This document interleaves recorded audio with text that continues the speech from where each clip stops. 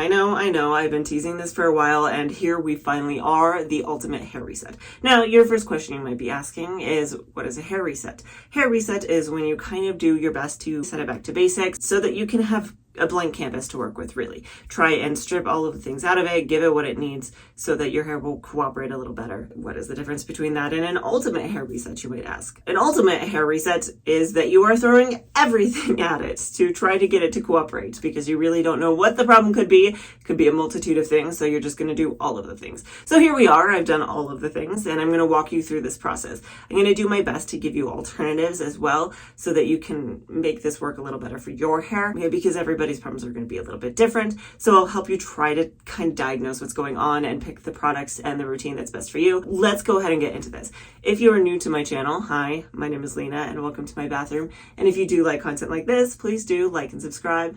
It helps me out a ton. A couple more things before we get into the actual routine itself, but I think these are still really important. First off, what are we actually targeting when it comes to your hair? Hopefully it will be just about anything and everything. First off, if you're having scalp problems, if you're having an itchy scalp, this should be able to help kind of reset your scalp at the same time you reset your hair.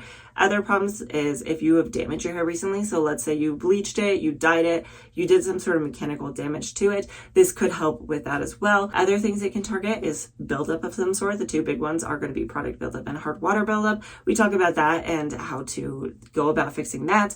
And then also we talk about moisture overload and protein overload. Those are big things that can go on with your hair. We're going to talk about how to fix those. Also, we're going to talk about trimming your hair. Sometimes your hair doesn't do what it's supposed to do because it needs a trim. And then sometimes it doesn't do what it's supposed to do because the shape isn't right for your particular hair. So we're going to get into all these things and how to fix them. The other thing that I do want to touch on here before we get into the routine is I strongly recommend that before you do this, you take pictures of your hair.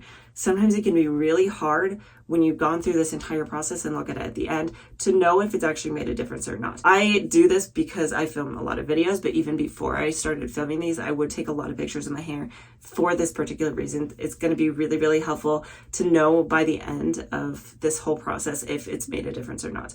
Let's get into the routine here. Let's kind of blaze through this, but the first thing I do want to comment on is that I will be putting every tool and every product I use down in the description box below in hopes that it will help you find what you need a little more easily. I will do my best to give you alternatives to everything I talk about and give you more reasonings why I chose what I did so that you can adapt it to your own needs. The first thing that you want to do is probably some sort of pre-treatment. You're going to decide what kind of pre-treatment you want to do based off of what your hair is doing. What are the problems you are having? If you recently dyed your hair or did some sort of heat damage to it or something like that, you think that your hair is damaged, I would recommend going in with some sort of bond treatment like the Curlsmith Bond Curl Rehab Salve or the Olaplex #3. Those are some good options. But if you're not really thinking that it's damage, you're thinking maybe it's something else, another good option could be something like a pre-oil treatment. So that's what I did this time around is I did a pre-oil treatment. I used the Curlsmith bonding oil, so I guess I got a little bit of bonding power in it. I think this has bonding technology in it. The reason that you want to do an oil is because one, oil is going to help give you some slip to detangle your hair, especially if you are dealing with some sort of damage, is going to allow you to do it a little bit more gently while your hair is stronger, because once you get it wet, it breaks easier. It's stronger while it's dry, and something like an oil is going to help you remove knots and tangles. You're also going to get some of the nutrients from those oils into your hair. I started off with this. I sectioned my hair into 3 and went in on the bottom section. I think sectioning is really key when you're doing things like this because one, is going to help you apply the product a little bit better and easier, but 2, it's also going to help make sure that you're not doing too much damage to your hair. If you're going in on really big chunks, it's really easy to just rake through your hair and then do a lot of damage by breaking those knots and tangles instead of just removing them. So by going in smaller sections, you can fill them a little more easily and it's easier to gently remove them. And especially with an oil like this. And the way I like to do this is I put it in my hands, rub it between, gently glaze it over the outside of that section. And then the next time I go through, I kind of tuck my fingers inside just ever so slightly, just the tips of them, and then drag them down. That way, when I feel any sort of knots and tangles in my hair, I can gently separate them. You tend to want to start to do this from the bottom and move up towards the top. Sometimes I forget to do that, but as long as you're doing it gently, it should be okay. So I did this all over my entire head. Now, at this point, if you are having issues with your scalp, you could go in and apply this to your scalp as well. Do kind of a scalp reset at the same time as you do your hair reset. I kind of forgot about this. Not gonna lie, I should have done this and I wish I had done this. I would recommend going in and either applying the same oil you put on your hair to your scalp or going in with one that's more scalp specific, like the Pacifica Scalp Love Rosemary Mint Serum. Now, the reason that I didn't apply this is mostly because I forgot about it. It was kind of tucked in a corner out of the way. So when I was even going through all my products for my last video and talking about everything I own and cleaning things out, this didn't make that video because it was tiny and in the corner and hidden. Anyway, I would recommend applying this to your scalp or something like it, and then working that in with your fingers and letting that sit at the same time you let your pre-treatment oil or your bonding treatment sit, and that's going to help reset your scalp as well. This is something I also think is very, very important if you're doing a hair reset. It's a perfect time to do this, but while you are letting your treatment sit, clean your brushes. It is so important to clean your brushes, and I am guilty of this myself. I constantly forget to do it, but there's a lot of reasons for it, one of which being just when you're dragging this through your hair, especially if you have product in your hair, that product is going to build up on your brush as well. So when you do go back and brush your hair again, it's just going to reapply more of that product. So you're never really going to have truly clean hair. Also, if you have bacteria on your scalp, let's say you have some sort of dandruff, when you brush your hair, it's getting on your brush, and then you're just reapplying that to your scalp. Especially if you have scalp issues, I do recommend making sure you wash your brush regularly using hot water and soap. Another big reason to make sure you're cleaning your brushes frequently enough is if you're using a brush like this. So this is the So Soon boar bristle brush. Anything with boar bristles like this, you want to make sure you keep it clean, because if your hair is impacted in those boar bristles, you're not getting the tension that you used to get while styling your hair, and it's going to affect that styling and make it so you don't get quite as much of that ribbony curl effect. The way I do this is I take a comb, a fine-toothed comb, and I really just work at it from different directions, making sure to get as much hair out of it as possible, and then do a really good thorough clean, again with the soap and the hot water. Moving into the shower. So you do want to prep your products before you hop into the shower, decide what it is you want to use, but I'm going to work through this real time while I was hopping in the shower. Starting off, you want to decide two things. The first of which is, do you want to go in with a scalp scrub, and then what kind of shampoo do you want to use? These are going to affect each other because you could go in and use a shampoo that also has a scrub in it, like the Curlsmith Wash and Scrub Detox Shampoo. For me, I couldn't do this on that particular routine because I have hard water in my area and I need a chelating shampoo to remove that hard water buildup. Your own water can actually do damage to your hair. If you have hard water in your area, it's going to leave residue in your hair and it's going to build up, and most shampoos can't remove that, and it can impact your styling. It's going to drag your hair down and make it not style quite as well. The way you can tell if you have hard water, the first and most easy way is just kind of look it up. You can find a lot of maps that will show general regions to show if you have hard water or not. You can also buy a hard water testing kit to see what kind of levels you are at. Another good way is just look at your faucets, especially if you've lived at a location for a while, and see if they have any residue around where the water comes out. They will have white or green residue if you have hard water. If you notice those signs, go in with a chelating shampoo, because that's going to help remove any sort of buildup from that hard water. Most, if not all, chelating shampoos are also clarifying, so they will also help remove any product buildup. If you don't live in an area with hard water and your water is a little bit softer, you probably don't need a chelating shampoo, so you could go in with something like the Curlsmith Wash and Scrub Detox Shampoo, or you could just go in with some other clarifying shampoo to really make sure that your hair is clean, because that is another big problem, is just product buildup. The oils, the butters, all of the things that are in our products, polyquats and things like that, can build up on your hair, so making sure you remove them pretty frequently is a good idea. The shampoo I chose to go in with is the Ion Purifying Solutions Hard Water Shampoo. This particular product is really my go-to when it comes to hard water, because most other things either aren't strong enough if they're cheaper, or they cost a lot more money and I just don't want to put into that. So that's what I did, is I went in with this particular product. Now, had I thought ahead, especially because my scalp is itchy, I would have done a scalp scrub first. If you can't use something that is a scalp scrub and a shampoo at the same time, you can go in with a separate product that's just a scalp scrub, like the Not Your Mother's Curl Talk scalp scrub, or the Heritage by Mindy scalp exfoliator. And you go in with these, you work them in, and then you shampoo and condition them out, making sure to remove all of the little pieces that are working to exfoliate your scalp. I didn't use it on my reset because I forgot to. So I did do it the follow-up time, but unfortunately I didn't get any footage from that. You'll have to take my word for it, I guess, but that is a good option if you are having scalp issues, is to just do a scalp exfoliator to remove any product buildup on your scalp, or even dead skin that's just collected on your scalp. The next thing you do is go in with your shampoo and then shampoo that out. I would recommend going in and doing a double cleanse. Wash your hair twice. Even if you feel like you got it clean the first time, we're doing a hair reset. Really just make sure that you got it all.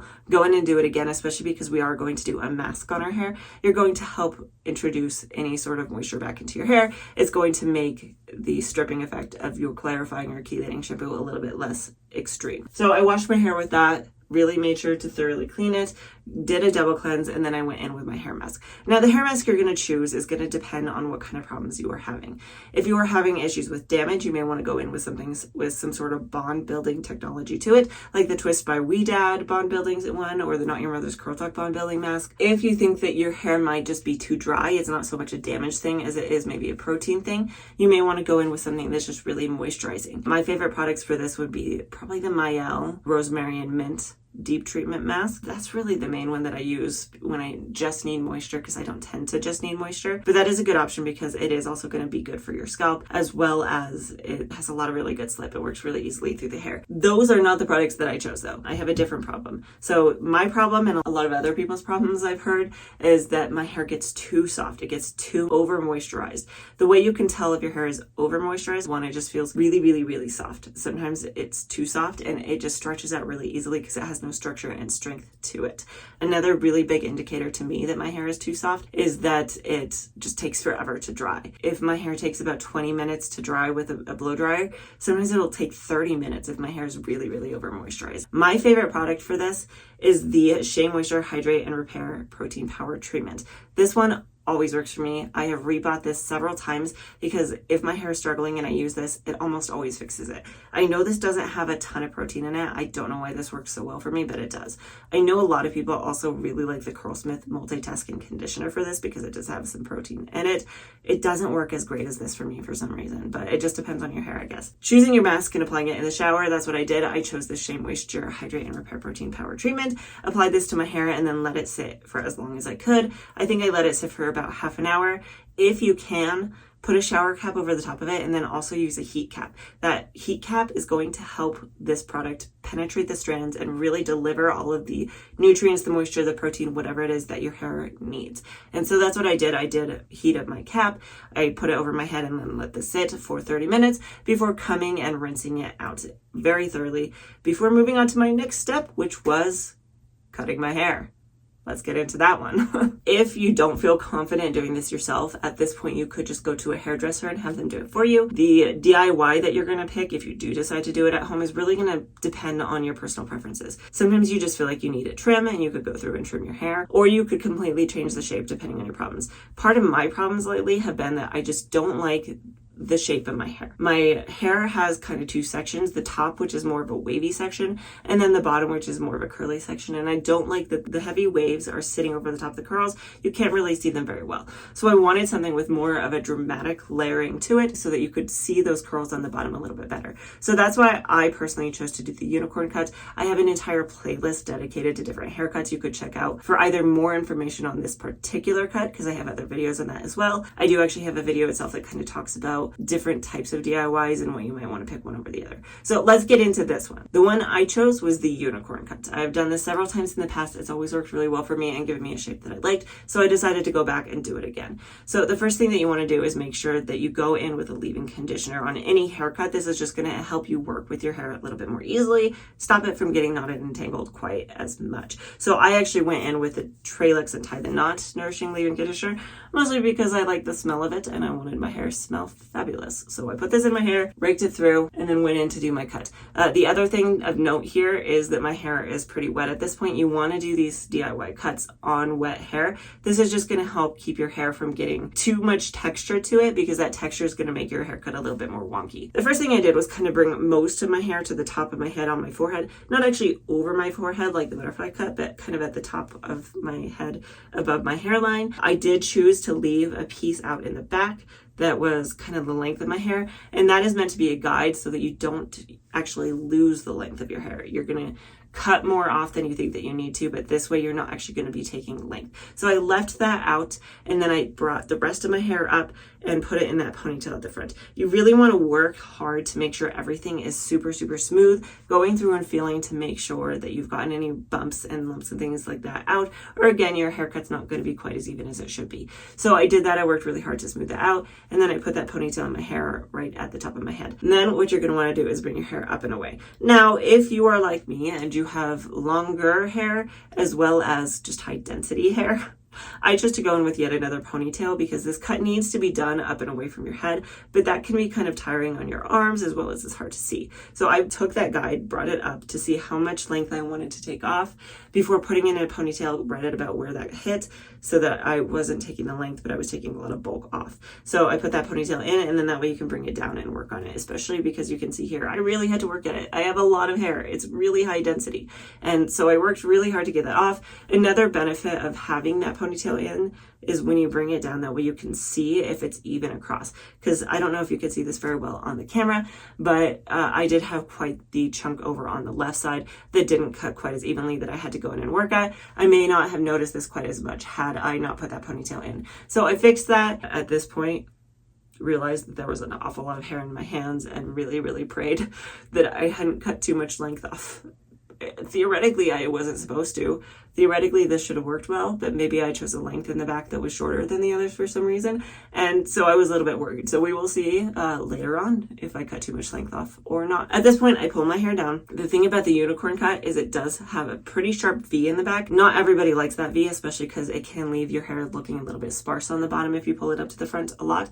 So what you want to do if you want a little bit more of a U shape is you're going to make sure that you do a very even part at the back, bring your hair to the front, and then you're going to turn your head to whatever side you're cutting. Bring your fingers down the length of that until you have just a couple inches on the bottom, an inch and a half, and then you're going to cut that and even that out. Do the same on the other side and then check to make sure that they're equal in length and you cut the same amount off. You really do want to turn your head to the side when you're bringing your fingers down, or if you do it with your head straight forward, you're just going to get more of a V shape again. Maybe not quite as sharp, but it will still be a V. At this point, it depends on kind of your hair preferences and what style you already have. I already have curtain bangs, so I just wanted to go in and trim them. If you don't have them yet, you don't need to put them in, but that is an option at this point. So the way that you do this is you're going to take something flat, typically a comb, lay it on your head. You want the bottom of the slope to be at your hairline, and then along a middle part and where it lifts up at the top is where you're going to draw your line down towards your ear. Whatever is towards the front of that is going to be your curtain bang. I have other videos on this, and you can look up a lot of better tutorials as well.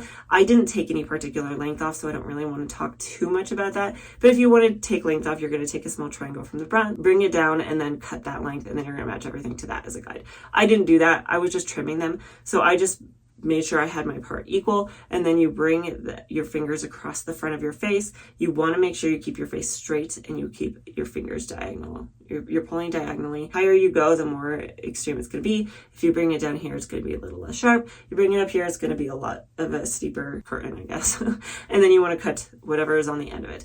Bring your other side across and do the same thing. And that's going to give you those curtain bangs. But at this point, I was pretty good and pretty happy with what it was looking like. So I stopped here. At this point, you could do two things. One, you could go ahead and style your hair and just see how it turned out. Or two, you could let it air dry and kind of see if you need to go in and do anything else. That's kind of what I did, is I let my hair air dry the rest of the way so I could feel it and see if it did what it was supposed to do. Did my reset work? So that way you can feel your hair and see, does it still feel dry? If it still feels dry, then you can go in and do yet another deep treatment.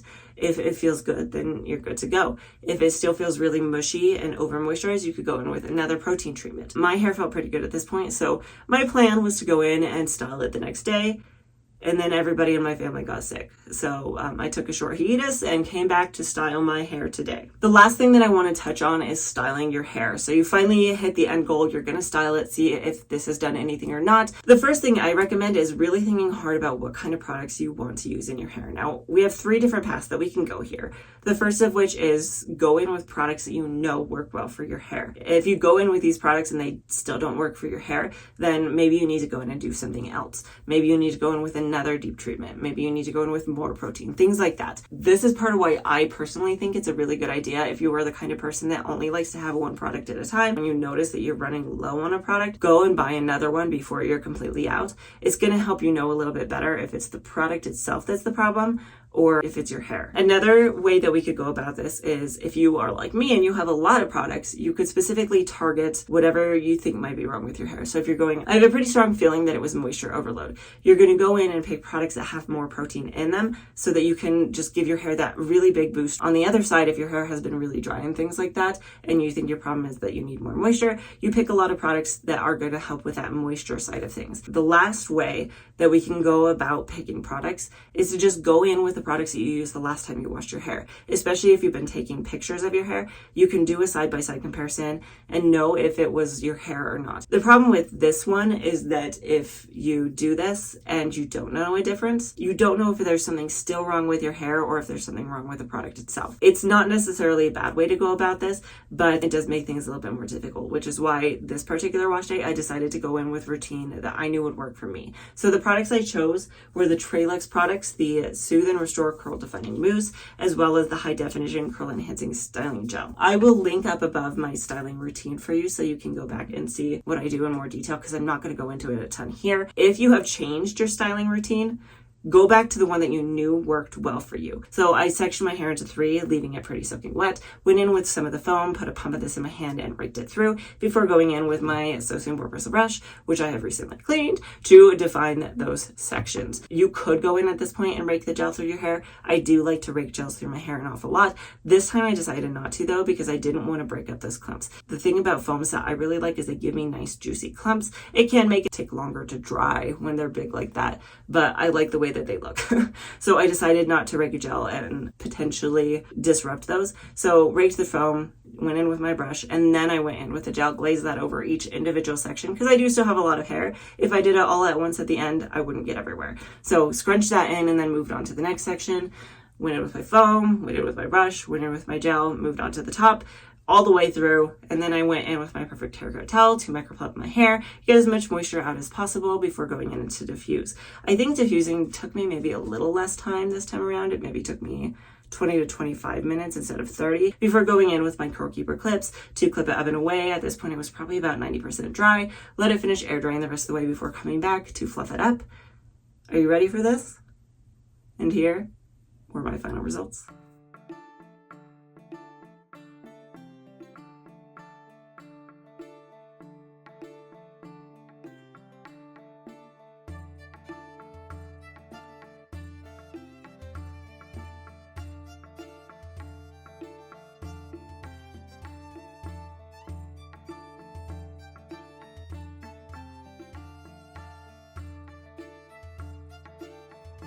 There you have it. There are my final results, and you'll have to let me know what your thoughts are down in the comments below. I want to touch on mine here very briefly. The first thing of note here is that I did take maybe a little bit more than I wanted to. I wouldn't have hurt to left a little bit more length. I would have preferred that. That being said, it's hard to tell if I took off that length or if it's just healthier and it's shrinking up a little bit more, which is the goal. So it's shorter than I would have particularly liked. It's not awful. It will grow back pretty quickly, but it could also just be shrinking up better. I am getting a lot of really nice, juicy, defined clumps on the bottom here that I wasn't getting as much of anymore. And then other things of note here is the shine is really nice and shiny. And I do actually even have some definition in kind of these wavier areas that I haven't been getting for a while. So I'm really happy about that. The other thing of note here, especially with the cut, is this cut is not for everybody. If you have a lower density of hair, this may not work for you because it does create a lot of distance between here and there. It takes a little bulk off. You're going to end up with really sparse bottoms. However, for me, what this has done is it has given me those distance.